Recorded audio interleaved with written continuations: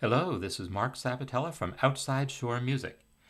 In this video, I'm going to talk about the spelling of accidentals, and I'm going to give you a couple of basic rules of how you should spell your accidentals. It's actually a fairly complex topic that gets into all sorts of corner cases and details, but I want to talk about the most common ones that show up because it is kind of a common point of confusion.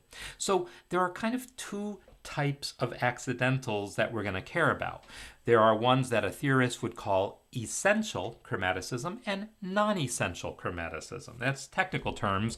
What we're really talking about are accidentals that are basically just passing tones that aren't really part of the harmony versus accidentals that are part of the harmony. Those are the essential ones. Let's talk about these non-essential ones, the passing tones first. So I have a passage here where the piano part just has a C chord and the flute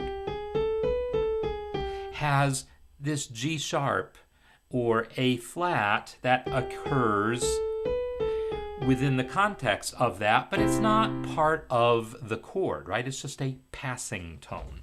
So the rule for these is fairly simple. It is that we're going to spell the accidental with sharps on the way up and with flats on the way down, like I've done here. The G sharp is resolving up to A, so we spell it with G sharp.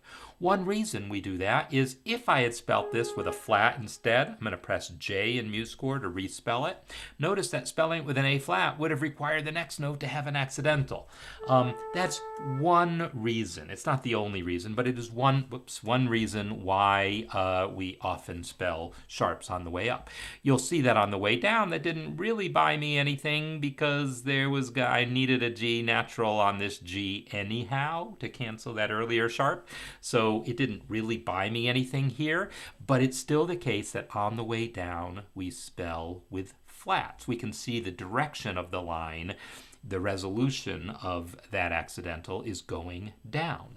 Now, when I say sharps on the way up and flats on the way down, if there's a flat or a sharp in the key, we're going to use natural signs the same way. So let's take a look at what I mean by that. Let me show you the same line transposed for alto saxophone. So here we have it spelt with a sharp on the way up. Even though that means an E sharp, it's still going to be nice for reading the line because we can see the upward motion of it.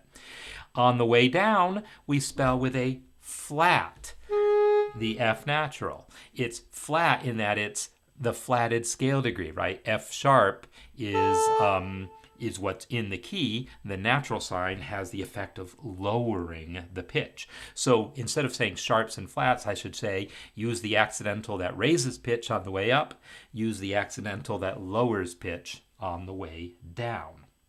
So that's actually the harder part of the rule to understand. So if you're with me so far, great. The rest of it's pretty simple. The rule is if the accidental is in the chord, spell it that way. So in this case here, let me just go ahead and hide that alto sax part again.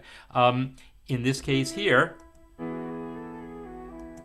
I have it spelt with a G sharp because that's part of the chord, and it's going to just be simpler all around in most cases if you spell the accidental the way it is in the chord. So this is an E chord. I have it spelled G sharp.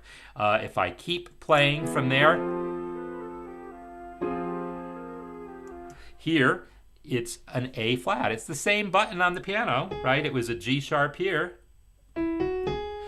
but here it's spelled as an A flat because the chord F minor is spelled with an A flat. So if the accidental is part of a chord, you spell it the way it should be spelled according to music theory. But if the accidental is not part of the chord, use that rule that say sharps on the way up and flats on the way down. And this is going to cover like 95% of all the cases where you might want to use accidentals. It will give you the most readable music.